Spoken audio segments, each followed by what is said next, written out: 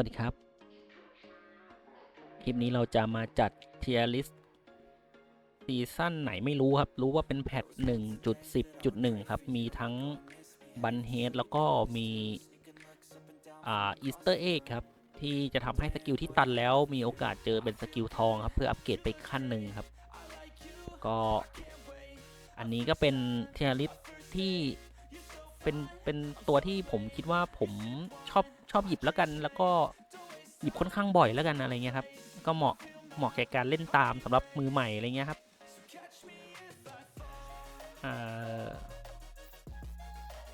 ตัวเริ่มเลยแล้วกันครับตัวแรกก็อย่างที่รู้ๆนะครับอันนี้ก็ไล่จากตัวเก่าไปตัวใหม่ครับตอนนี้ตัวเรียงลำดับเนี่ยผมไล่แคปจากซ้ายบนมาขวาล่างเลยจากในเกมครับก็ตัวแรกครับตัวใหม่ TS อยู่แล้วครับเนี่ยไอซินก็ตาไหนมีอันติกับคีนี่คือนัมเบอร์วันนัมเบอร์ตึงเลยครับขนาดมีน้ำแข็งมาช่วยสโลก็ยังเอาลงยากนะครับตัวนี้ SS เลยครับแวนการ์ดโซเยอร์ครับก็เป็นตัวเชนที่แบบอันดับหนึ่งในใจเลยครับตอนนี้ก็เชนค่อนข้างหนักหน่วงครับพาสซีฟของเขาอาจจะเสียเปรียบในตาที่มีวูนเล็กน้อยเพราะว่าตัวเขาต้องมีการแปะโลเพื่อให้โลแตกในการออกพาสซีฟครับถ้ามีวูนแล้ววูนหนักเกินที่โลจะรับไหวอะไรเงี้ยก็จะเสียเปรียบนิดนึงครับแต่ถ้าโลคุณเยอะมากพอทะลุวูนของคนอื่นได้ก็อาจจะปิดคนอื่นเขาทันครับตัวที่2ที่ผมให้ก็เป็นมังกรแล้วกันครับตัวถัดไปครับเป็นมังกรตัวนี้เป็นสาย HP ครับเป็นตัวเล่นง่ายเลยครับไม่ต้องคิดเยอะจะเล่น HP ล้วน HP เลดหรือ HP อะไรก็ว่าไปครับเป็นตัวที่ได้พาสซีฟ HP ค่อนข้างง่ายเงื่อนไขไม่เยอะครับส่วนตัว HP อีกตัวหนึ่งตัวใหม่ครับหนามครับจริงๆตัวนี้ได้พาสซีฟเยอะนะได้จำนวนแม็ก HP เยอะแต่ว่าเงื่อนไขในการเล่นค่อนข้างยุ่งยากนิดหน่อยครับต้องเล่นเป็นสายซอมบี้ถึงจะได้ HP เยอะครับผมก็เลยไว้ให้ S แต่ว่าที่ยังไม่ลงไป A เพราะว่า HP มันเยอะส่วนตัวต่อไปเอาไล่จากใหม่ไปเก่าเลยเนาะก็ไอ้ก๊อปปืนสำหรับบางคนก็ไม่เก่งครับแต่สำหรับผมเล่นบ่อยแล้วก็ได้ท็อปแรงค่อนข้างบ่อยด้วยครับเล่นง่ายครับเป็นตัวที่เชนถี่ออกโปรเจกต์ไตถี่อะไรเงี้ยมันสามารถออกโปรเจกต์ไตซ้ำได้ครับอย่างคลิปล่าสุดก็เล่นแค่ Persistent Explosion สีทองแค่นี้ก็ปล่อยยิงเปาะเปาะเปาะเปาะล่วงอะไรเงี้ยเล่นค่อนข้างง่ายเลยครับตัวเฮอริเคนผมให้เป็น S ครับผมเล่นค่อนข้างบ่อยเหมือนกันครับเป็นตัวที่ทำดาเมจได้ปุ๊บจะได้ค่าเฮดเพิ่มขึ้นค่อนข้างเยอะครับได้ค่อนข้างเยอะฉะนั้นถ้าเกิดเรามีการทำดาเมจที่ถี่และหลากหลายเราจะได้ค่า CPA ค่อนข้างถี่เหมือนกันครับยิ่งตาไหนเราได้ลีลิกที่ซื้อสกิลทองได้อะมาถึงเปิดได้เอเลทันเดอร์มานะโอ้โหบอกเลยแทบไม่แพ้ครับหมายถึงช่วง10 ราวแรกแทบไม่แพ้เลยเพราะว่าเอเลทันเดอร์ผ่ารัวๆเราก็ได้เฮดรัวๆอะไรเงี้ยยิ่งเฮดรัวก็ยิ่งผ่ารัวอะไรเงี้ยมันคอมโบกันต่อไปไอตัวปืนครับหมวกบัลตี้ฮันเตอร์นะผมว่าตัวมันค่อนข้างเป็นกลางครับเล่นได้ยืดหยุ่นก็จริงผมไม่ค่อยชอบเล่นเท่าไหร่ก็เลยอยู่ประมาณ A ครับเป็นตัวที่ว่าพาสซีฟเป็นเกี่ยวกับเงินอันติเป็นโฮลี่ดาเมจครับแต่ว่าเงินก็เป็นยุ่งยากต้องซื้อคอมมอน3 สกิลถ้าปรับเป็นซื้อสกิลอะไรก็ได้3 สกิลเหมือนไอตัวทรูสโตนอ่ะผมว่าตัวนี้อาจจะขึ้นเป็น S ได้ครับแต่ตอนนี้ให้ A ไปก่อนต่อไปเป็นหลอดสติกกี้ครับตัวนี้ให้เป็น SS เลยครับเป็นตัวที่เล่นง่ายมากครับไอเทมก็เน้นเป็นที่ซอมบี้หรือไอเทมเงินก็พวกอาจจะเป็นแบบกระปุกหมู2 ซอมบี้หรือว่าเป็นหมวกเหล็กอะไรเงี้ยที่แบบดองเงินหรือว่าเป็นแบบกองเงินสีทองอะไอเดโพซิตอะไรทักอย่างจำชื่อไม่ได้ครับเป็นกองดองเงินอะถ้าแบบไม่ต้องซื้อสกิลเพราะว่าสไตล์การเล่นคือที่พวกผมเล่นกันบ่อยๆก็คือจะปล่อยดองเงินไปเรื่อยๆครับไม่ต้องทำอะไรเลยให้เงินที่เยอะขึ้นเรื่อยๆเปิดอันติแล้วก็ไปลุ้นอันติติดคีเอาครับถ้าติดคีก็ได้ชนะได้เซฟเลือดอะไรเงี้ยครับแล้วเดี๋ยวพอเงินเยอะๆแล้วก็มาซื้อสกิลแก้ทางคนที่ได้แบบที่1ที่2แบบตึงๆคนที่เขาตึงๆอ่ะมาแก้ทางเขามันไปได้หลากหลายครับมันเอาพลังเงินเข้าสู้ตัวต่อไปสไนเปอร์ครับ จริงๆผมก็เล่นบ่อยนะแต่ว่าส่วนใหญ่ผมเล่นบันเดียวครับสายมันเป็นตัวสายคีก็จริงแต่ผมว่าสไนเปอร์สายอันติค่อนข้างตึงเลยครับมันเร็วรัวแรง ก็ที่ได้ที่1บ่อยๆก็เป็นสายอันตินะสไนเปอร์ผมส่วนต่อไปเป็นDY Warrior แล้วชื่อเก่าผมให้เป็น A ครับตัวมันสเตตค่อนข้างดีแต่ว่าที่ผมไม่ค่อยได้เล่นเพราะว่ามันเป็นตัวที่มีค่าทำดาเมจฮีโร่พอยต์บวก1ใช่ไหมมันจะถูกเพ่งเล็งง่ายครับผมไม่ค่อยชอบเป็นการโดนเพ่งเล็งเท่าไหร่ครับเพราะว่าเราจะโดนเมมให้เราแพ้อะไรเงี้ยเราก็จะเสียเลือดไวไอผมมันก็แพ้บ่อยอยู่แล้วด้วยครับซึ่งคำตอบเดียวกันเลยครับวูฟไรเดอร์ก็เหมือนกันครับโดนเพ่งเล็งตัวก็สเตตดีครับแถมตัวนี้พาสซีฟได้ตังค์เยอะด้วยตอนนี้ก็โดนเนิร์ฟมาครับถ้าเป็นแพทที่แล้วครับแพท 1.10.0 นะผมจะให้ S เลยนะเพราะว่ามันดูดเงินได้ทีละ65แต่ตอนนี้เหลือ50ละสูงสุดมันนะ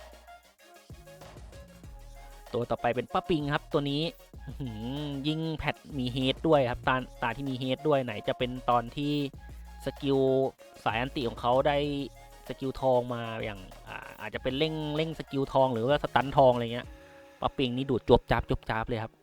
ตาไหนที่มีอันติกับเฮดนี่ค่อนข้างตึงเลยครับเจอถ้าตาไหนมีอันติฮิลเฮดเนี่ย3 บันเนี่ยถึงไม่มีเฮดมีแค่อันติกับฮิลผมว่าก็มองหาป้าปิงแล้วนะถ้าแบบว่าตานั้นดาเมจไม่ได้แบบเบิร์ดแรงเกินไปอะไรเงี้ยตัวไปที่ผมลงคลิปค่อนข้างบ่อยครับ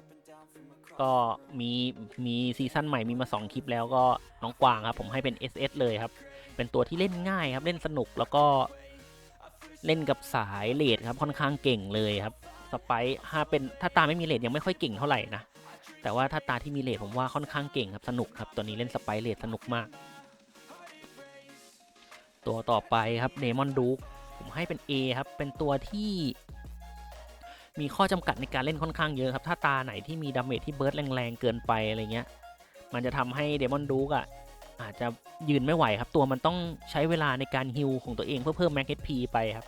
แต่ว่าตัวมันก็ค่อนข้างเก่งครับในตาที่บันไม่มีบันคีบันบูนอะไรเงี้ยที่มันแบบเร่งดาเมจเร็วๆอะไรเงี้ยผมว่า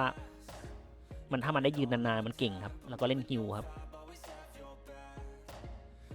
ตัวต่อไปพิกครับตัวนี้ก็อยู่ SS ครับเป็นตัวที่เล่นสายเลดครับจะเป็น HP เลดโลเลดหรืออะไรสักอย่างที่เป็นเลดอะไรเงี้ยมันก็เก่งคือท้ายเกมมันเก่งต้นเกมมันก็เก่งด้วยพาสซีฟของตัวมันเองครับแทบไม่ค่อยแพ้เลยครับหมายถึงต้นเกมมันค่อนข้างเก่งครับตัวนี้พิกเก่งต้นเกมท้ายเกมเลยต่อไปเป็นสโนว์แมนครับยิ่งพอมีแพทเฮดแล้วยิ่งโหดครับตีแบบรัวๆเลยไม่มีใครหยุดเขาได้อะไรเงี้ยครับก็เล่นได้หลากหลายครับเก่งในสายตีแบบว่าผมว่าให้นัมเบอร์วันนัมเบอร์ตึงเลยครับตัวต่อไปเป็นแมงมุมครับผมมองว่าเป็น S สำหรับผมนะสำหรับผมคนอื่นอาจจะไม่ถูกใจก็คอมเมนต์มาข้างล่างแล้วกันครับว่าที่จัดมาไม่ถูกใจตรงไหนอะไรเงี้ยก็มาแนะนำคนอื่นกันต่อได้อีกทีครับแต่สำหรับผมแมงมุมค่อนข้างเก่งครับในแรง S พิษค่อนข้างแรงแล้วก็ไปลุ้น RNG ติดคีได้ด้วยครับยิ่งมีสกิลทองแพทสกิลทองอีเตอร์เองเงี้ยเราไปขึ้น P Battle Poison ทองเงี้ยหูเปิดมาพิษ800เงี้ยมันไม่โดนลบแล้วนะพิษมันไม่โดนลดสแต็กนะแต่ว่ามันลดดาเมจก็จริงแต่ว่ามันไม่ลดสแต็กซึ่งมันทำให้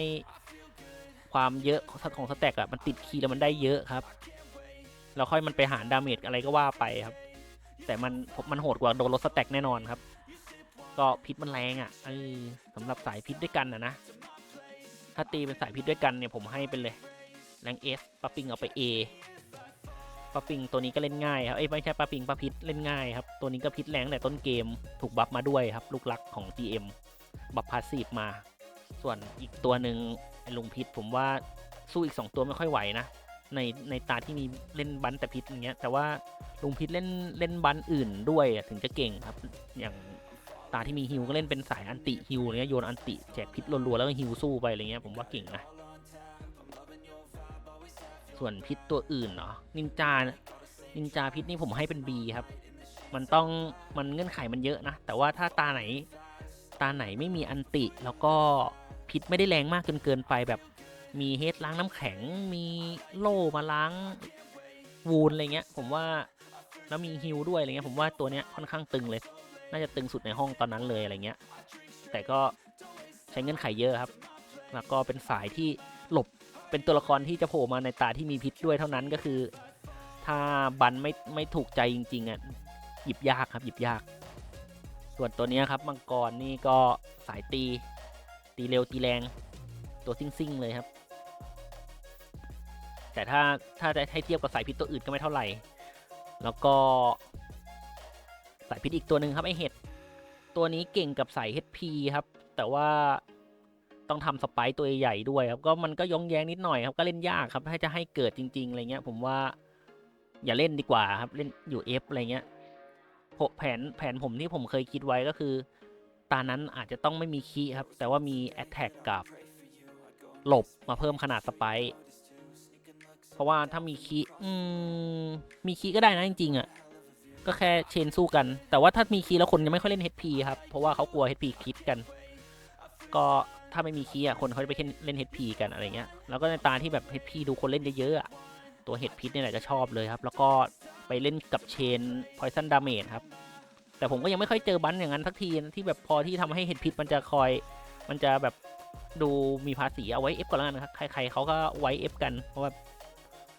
หลายคนเขาบอกว่าอ่อนครับแล้วก็นี่ครับเพนกวินครับเพิ่งลงคลิปไปเลยครับแรง SS เลยครับยิงตาที่มีเลดด้วยก็โหดระเบิดแต่ไม่มีเลดก็โหดครับหยิบHP อาจจะเป็นยูน้ำแข็งทองหรือเป็น P ฟีดทองอะไรเงี้ยถ้าตอนนั้นไม่มีเฮดด้วยนะหรือแต่มีก็ไม่กลัวครับโหดเพนกวินอะเมดิคอลเน้นฮิวหนักๆเลยครับตัวนี้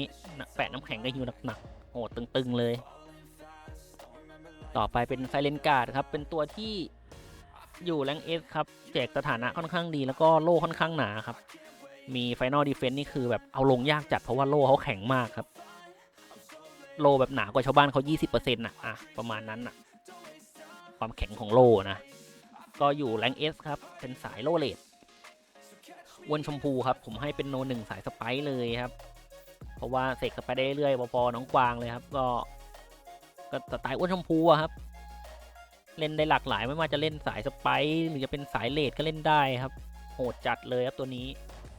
หยิบมาก็แทบจะไม่ค่อยแพ้เท่าไหร่ครับอย่างน้อยก็ท็อป4บ่อยๆแต่ว่าถ้าตอนนั้นคนเล่นกันสไปร์กันเยอะแย่งกันหยิบสไปร์เยอะก็อาจจะงอมๆหน่อยครับถ้าสไปร์ฮิวไม่ค่อยมีอะไรเงี้ยต่อไปเป็นไพโรแมนเซอร์ครับไพโรแมนเซอร์นี่หลายคนนี่อาจจะไว้ SS เลยนะสำหรับผมเป็นแรงSครับเพราะว่าผมรู้สึกว่าตัวมันบางนะคนในความรู้สึกผมแต่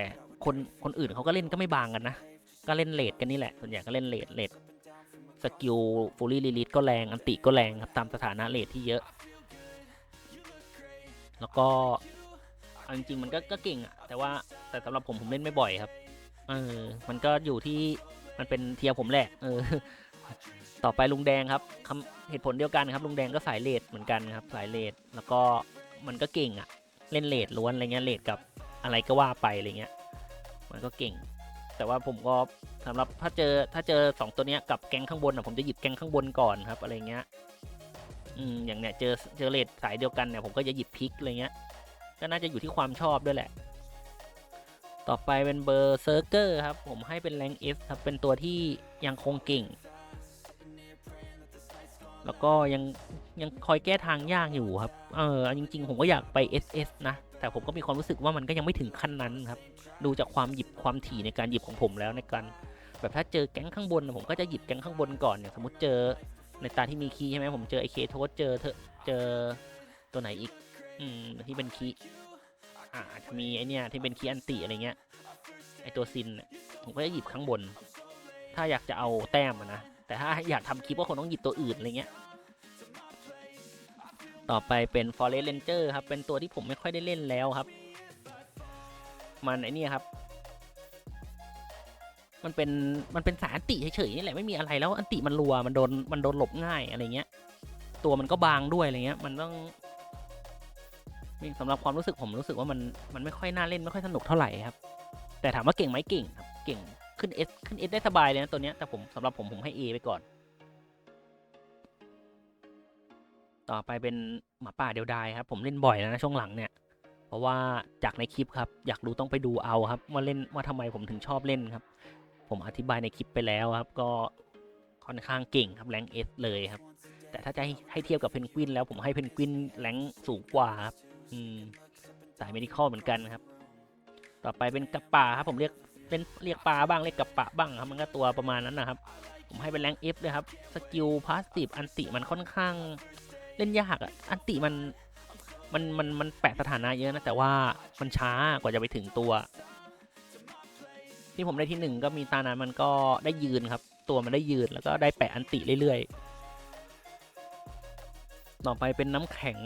เป็นต้นไม้ครับต้นไม้นี่ตะก่อนเทียบนสุดเลยนะแต่ว่าช่วงเนี้ยพอมันมีอีเตอร์เอ็กทองมามันก็โดนแก้ทางง่ายขึ้นครับอย่างจะสมมติโดนต้นไม้ถ่ายขี้ใช่ไหมก็โดนตัดขี้ทองอะไรเงี้ยหรือไม่ก็โดนพอยซันโค้ดทองอะไรเงี้ยดาเมจ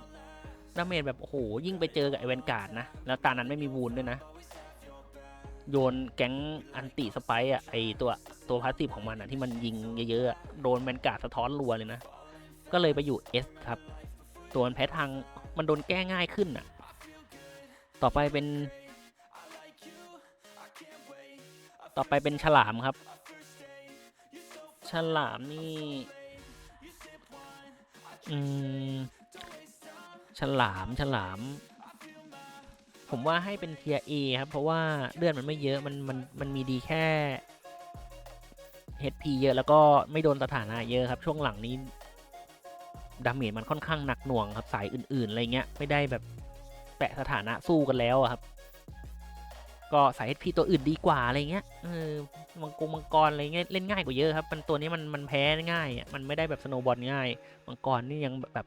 ได้ชนะบ้างอะไรเงี้ยเลยเป็นแรงค์ A ครับต่อไปเป็นออก2หัวครับตัว RNG ครับผมให้เป็นแรงค์ S ครับเพราะว่ามันถูกบัฟมาครับพาสซีฟจากเดิมเป็น30บวกค่าคีครับค่าคี 0.8 ค่าคีคูณ 0.8 ตอนนี้เพิ่มเป็น35ครับก็มีโอกาสออกลูกบอลอันติเยอะมากขึ้นครับประมาณนั้นครับแรง S แต่ก็ไม่ได้เก่งเวอร์จนถึงขั้น SS อะไรเงี้ยมันก็เล่นง่ายครับก็มาถึงก็ขึ้นอันติเสร็จแล้วก็ค่อยมาขึ้นพออันติแบบพอใจแล้วก็ค่อยไปขึ้นคีอะไรเงี้ยแบบระหว่างทางก็แวะคีบูทบ้างอะไรเงี้ยต่อไปเป็น Evil Baker ครับผมให้เป็นแรง A ครับเป็นสายหลบที่ทำดาเมจได้ค่อนข้างดีผมชอบเอามาเล่นกับหลบอันติหรือไม่ก็หลบกับอะไรสักอย่างอะไรเงี้ยแต่ก็ต้องเล่นหลบแหละหลบแอตแทกอะไรเงี้ยแต่หลบแอตแทกไม่ค่อยได้เล่นหรอกแต่ว่าที่เล่นบ่อยก็หลบอันติครับแล้วว่าหรือไม่ก็หลบสถานะอะไรก็ว่าไปผมว่าค่อนข้างเก่งเล่นสนุกครับผมก็ชอบเล่นอยู่ต่อไปเป็นกอบลินครับกอบลินเป็นตัวสายเวทครับต้องตานั้นต้องมีพวกดาเมจเวทค่อนข้างเยอะอะไรเงี้ยแล้วก็ไอเทมก็คอเกื้อหนุนนิดหน่อยอะไรเงี้ยให้พอแบบมีเงินได้ซื้อสกิลเยอะๆอะไรเงี้ยเป็นดาเมจเวทค่อนข้างแรงครับแต่ว่าช่วงหลังคนไม่ค่อยเล่นมันตกเมตาแล้วอ่ะมันก็อยู่ประมาณแรง A ครับก็ถ้าเทียบกับตัวอื่นก็ไม่ได้ดูน่าหยิบอะไรขนาดนั้นครับ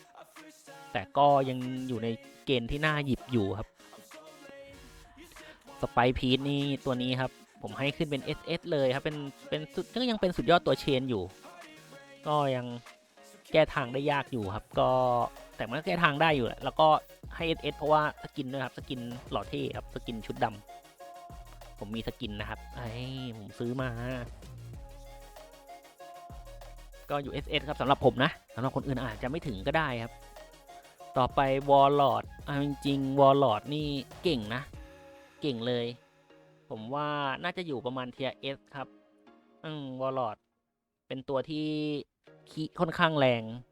HP คีอะไรเงี้ยสาย HP คลิยิ่งถ้าตามีเฮดก็ผ่ารัวๆแรงมากนะทั้งแรงตามเลือดเขาแรงตามเลือดเราด้วยอะไรเงี้ยครับเป็นตัวที่คีค่อนข้างแรงต่อไปเวนเจนครับเป็นผมให้อยู่ A นะพวกสายหลบส่วนใหญ่ผมจะไม่ได้ขึ้นสูงเพราะว่าสายหลบมันมีตัวอื่นที่เล่นหลบแล้วเก่งกว่าครับอย่างเบอร์เซอร์เอาไปเล่นหลบก็เก่งกว่านะดูดได้จุ๊บจับเลยดูดค่อยๆเหลาค่อยๆดูดไปอะไรเงี้ยดีบาวแบบทำอะไรไม่ได้เลยเอาเป็นเจนก็อยู่ประมาณ A ครับก็เป็นสายหลบโล่ครับไม่มีอะไร ต่อไปอาร์เชมิดครับให้เป็นแรงเอสเลยครับเพราะว่าสกิลฮิลค่อนข้างแรงและยิ่งตาไหนมีเฮดด้วยนี่อันติเขาทำงานค่อนข้างดีแล้วครับเลือดฮิลแรงมากแล้วก็พาสซีฟก็แปะวูดได้ค่อนข้างเยอะครับเอาไปเล่นสายอื่นๆได้ค่อนข้างดีนะแล้วแต่จะเฟล็กว่าเราจะไปทางไหนเป็นตัวที่ไปได้หลากหลายครับอยู่แรงเอส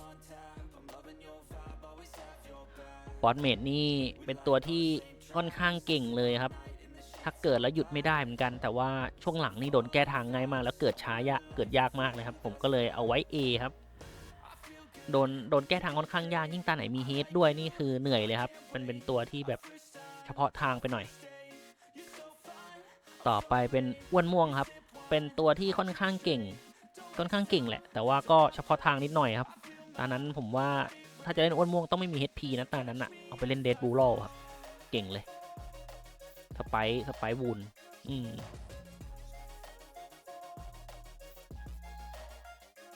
ตัวต่อไปเป็นแพะครับจริงๆตัวแพ้เนี่ยเคยอยู่แรงสูงๆเลยแต่สำหรับผมตอนนี้คือตัวมันถูกแก้ทางง่ายแล้วตัวมันดูโนเบนไปหน่อยครับมันก็เอาไว้เล่นขำๆได้แบบว่าไม่อยากคิดเยอะเลยตานั้นแบบสไปเอาลงยากอะไรก็เล่นได้ครับส่วนใหญ่ผมชอบเล่นเป็นสไปน้ำแข็งนะแล้วก็ชอบเล่นบ่อยๆเพราะว่าสกินมันเท่ครับมาไม้เมืองทอยครับผมชอบมากเลยเจอผมก็หยิบเล่นอยู่นะแต่ว่าสำหรับผมว่ายังไม่ถึงไม่ถึงพวกแรงบนแล้วอะมันอยู่ประมาณนี้แหละอยู่โซนเนี้ยแก๊งพวกเนี้ยอีกานี่วันพันแมนยังเล่นได้ครับยังเล่นได้เลยแต่ว่ากว่าจะเจอบันที่มันเล่นได้จริงๆอะค่อนข้างยากครับหาเจอยากมากผมที่เนี่ยเห็นไหมที่รูปที่ผมแคปมาผมยังไม่ได้เล่นเลยนะซีซั่นเนี้ยเพราะว่ามันไม่เจอครับพอแบบบันมันมาผมก็ไม่เจอตัวละครอะไรเงี้ยผมไม่อยากรี10 ใบไงก็ถ้าเจอก็เล่นอะไรเงี้ยแต่ว่ามันเงื่อนไขมันยุบยิบอะแต่เก่งครับเก่งถ้าเฉพาะทางครับถ้าเจอสกิลเจอเงื่อนไขที่เหมาะกับมันอะเก่งเลยครับต่อไปเป็นโอมิไนครับหัวทองจริงๆผมว่าอยู่แรง A ได้ครับไม่ใช่ B หรอกเพราะว่าตัวมันไปเล่นสาย medical explosion ครับขึ้นฮิลแล้วค่อยตามด้วยโล่เหมือนพวกสาย medical ทั้งหลายเนี่ยผมว่ามันเก่งแต่ว่าที่มันยังไม่ถึงข้างบนเพราะว่ามันไม่มีสกิลในการเติมฮิลมากเท่าที่ควรครับตัวอื่นมันฮิลเยอะกว่าครับอย่างไอ้นี่ก็ตีฮิลเยอะๆไอ้ตัวไอ้นี่ก็น้ำแข็งเยอะก็ได้ฮิลเยอะอะไรเงี้ยมันแต่อันนี้มันแค่อะไรอ่ะแค่อันติได้ฮิลนิดหน่อยเองผมก็เลยให้อยู่ล่างๆครับไม่ได้เก่งเท่าพวกแก๊งข้างบนต่อไปฟอสชาโดครับอยู่แรงเอสครับเป็นตัวที่คีแรงจัดเลยยิ่งตามีน้ำแข็งแต่ว่าถ้าตาไหนมีเฮดคีมันคีจะเบาครับจะใช้พาสซีฟไม่ค่อยคุ้มเท่าไหร่ก็เลยตกเทียจาก SS มาอยู่ S มันเคยอยู่บนสุดนะถ้าจำไม่ผิดจากคลิปเก่าต่อไปพี่วัวครับพี่วัวนี่ก็อยู่ A อะถ้าเทียบกับ HP ตัวอื่นมันก็ไม่ได้เวอร์วังอะไรขนาดนั้นแต่มันก็ยังสายตีก็ไม่ได้เวอร์เท่าคนอื่นแต่มันก็เฟกนะมันก็เฟกไปได้โยกได้นิดหน่อยจริงๆไป S ได้ก็ไม่แย่ครับเอาอยู่ S แล้วกันก็ยังเก่งอยู่ครับหยิบมาก็ชนะง่ายอ่ะหมายถึงแบบเจอกันในราวอะไรเงี้ย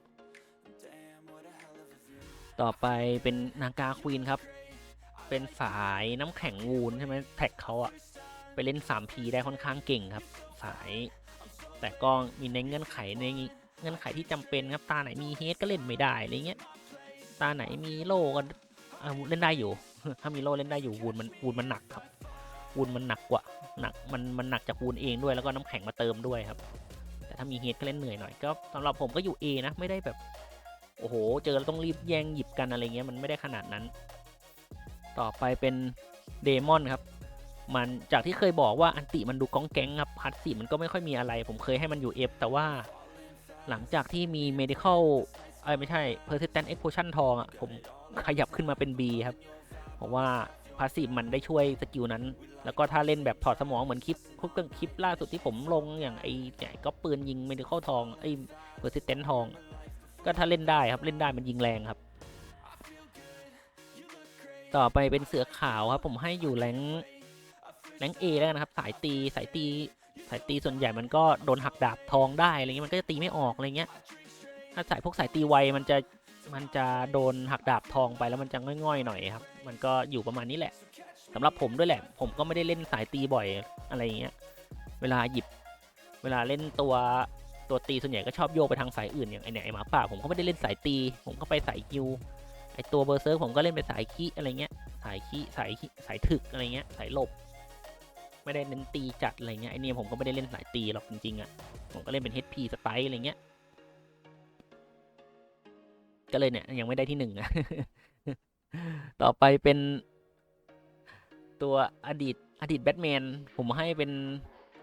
แรงเอฟเลยครับมันถ้าเทียบกับตัวอื่นแล้วผมว่ามันมีดีแค่ความถึกแต่ก็ถึกไม่มากพาสซีฟก็ได้เยอะเลือดไม่เยอะอะไรเงี้ยไม่เท่าตัวอื่นไม่เท่าตัว HP ตัวอื่นอะไรเงี้ยผมว่าถ้าจะเล่นไอเนี้ยไปเล่น HP ตัวอื่นดีกว่าอะไรเงี้ยผมก็เลยเอาไว้ F เลยเพราะว่าผมไม่เล่นต่อไปพระม่วงนี่ก็เหมือนงูเลยครับเหมือนนากาควีนก็แก๊ง3Pอะไรเงี้ยเล่นวูนอะไรเงี้ยเป็นวูนเป็นตัวที่วูนค่อนข้างหนักแล้วก็สแตทค่อนข้างดีครับแต่ก็ไม่ได้บือหวาจนต้องหยิบก่อนหยิบบ่อยอะไรเงี้ยผมก็ถ้าบันมันเหมาะก็ค่อยเล่นอะไรเงี้ยแต่ว่าสู้แก๊งข้างบนไม่ได้อะไรเงี้ยต่อไปเป็นเต่าครับในยิ่งพอมีเฮดมีบันทองอะไรเงี้ยเต่าค่อนข้างตึงเลยครับไม่ว่าจะเป็นเต่าอันติเฮดเต่าไอสายเลดอะไรเงี้ยพาสซีฟของเขาโลเลดของเขาอะได้ค่าเลดเยอะอะไรเงี้ยเต่าค่อนข้างตึงเลยในซีซั่นนี้ผมก็ให้เป็นแรงSครับขึ้น SS ก็ได้นะจริงๆผมว่าแต่ว่าผมก็เล่นไม่ค่อยบ่อยเท่าไหร่ต่อไปเป็นฟอร์สบอลครับจากพาสซีฟที่ถูกปรับมาครับทำให้เขาตอนแรกอยู่แก๊งเดียวกับแก๊ง 3P นี่นะแต่ว่าพาสซีฟเขาตึงถูกปรับมาค่อนข้างตึงครับก็เลยขึ้นไปอยู่ S ครับน้ำแข็งหนืดมากครับส่วนต่อไปเป็นมิสติกเมดครับอยู่แรงเอสก็เป็นสายอันติที่ค่อนข้างเล่นง่ายครับพัดอันติเขาถูกปรับจากไอสกิลอันติที่มันสโลว์หนืดๆแล้วตอนนี้มันก็เร็วขึ้นแล้วครับมันก็ยิงแรงครับเล่นง่ายต้นเกมอะไรเงี้ยขึ้นอันติยาวๆแล้วก็ไปขึ้นอย่างอื่นต่อไปเป็นแพนด้าครับก็สายขึ้นเป็นสายรัดฮิลครับเป็นเอาเมดิคอลกับฮิลลิ่งอาร์เรย์ครับเป็นตัวที่ฮิลจากพาสซีฟค่อนข้างแรงได้ถูกบัฟมาด้วยอะไรเงี้ยก็ Healing Array ถ้ายิ่ง Medical Explosion สีทองก็เจ็บเลยครับแก๊ง Medical ของเราอยู่โซนนี้หมดเลยต่อไปเป็นคนแค่ครับคนแค่นี่เคยอยู่แรง SS ไปเลยครับแต่ว่าตอนนี้น่าจะอยู่ประมาณถ้าเทียบกับ HP ตัวอื่นแล้วผมว่าให้ประมาณ A ครับเพราะว่าไอตัว2ตัวนี้มัน HP มันเยอะกว่าครับแต่ว่ามันมีเงื่อนไขอันนี้ก็ HP ก็เล่นง่ายกว่าอะไรเงี้ยตัวมันชนะยากครับหมายถึงช่วงต้นเกมอะนะก็ต้องบิวไปท้ายเกมก็ไม่ได้ว่า HP เยอะอะไรขนาดนั้นนะสู้พวกนี้ก็ไม่ได้อะไรเงี้ย HP มันเยอะกว่าต่อไปเป็นแอคครับผมให้เป็นแรง S ครับเป็นตัวที่สเตตค่อนข้างดีตีเร็วตีแรงคีก็แรงครับแล้วก็เล่นเป็นสายปุระเบิดขวดสายอันตีอ่ะโยนอันติรัวๆได้อะไรเงี้ยผมว่าก็เก่งเล่นได้หลากหลายครับยังอยู่ในแรงต้นๆครับแล้วก็ต่อไปเป็น Hidden Blade ครับเป็นตัวสายหลบที่ตกเมตานะสำหรับผมนะเพราะว่าตัวอื่นหลบตัวอื่นมันเล่นได้หลากหลายเล่นได้เก่งกว่าเยอะอะไรเงี้ยครับผมว่าตัวนี้มันต้องแพ้ไงมันเปลืองทารอตครับมันต้องหายเทมซอมบี้ถามว่าเล่นได้ไหมมันก็เล่นได้แหละแต่ว่ามันเปลืองครับผมก็ไม่ค่อยอยากเล่นหรอกถ้าเจอหลบเดียวกันหลายๆตัวอย่างเงี้ยแบบสายหลบมาให้เลือก4ตัวพร้อมกันอะไรเงี้ยผมก็จะเลือกตัวอื่นนะผมไม่เลือกตัวนี้หรอกต่อไปเป็นเบสชิปผมให้เป็น A ครับเพราะว่าตัวนี้ได้พาสซีฟบวกแอตแทกใช่ไหมแล้วในบันที่มีเฮดอ่ะสายแวนการ์ดมันจะออกเร็วออกรัวมากครับมันก็แรงอ่ะมันต้อง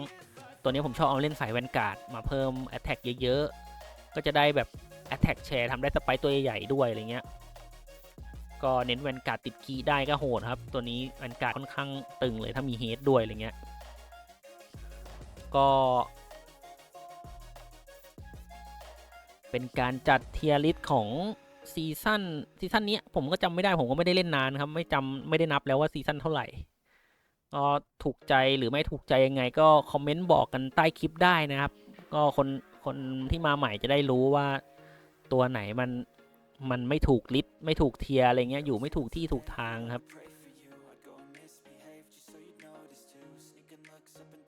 ไว้เจอกัน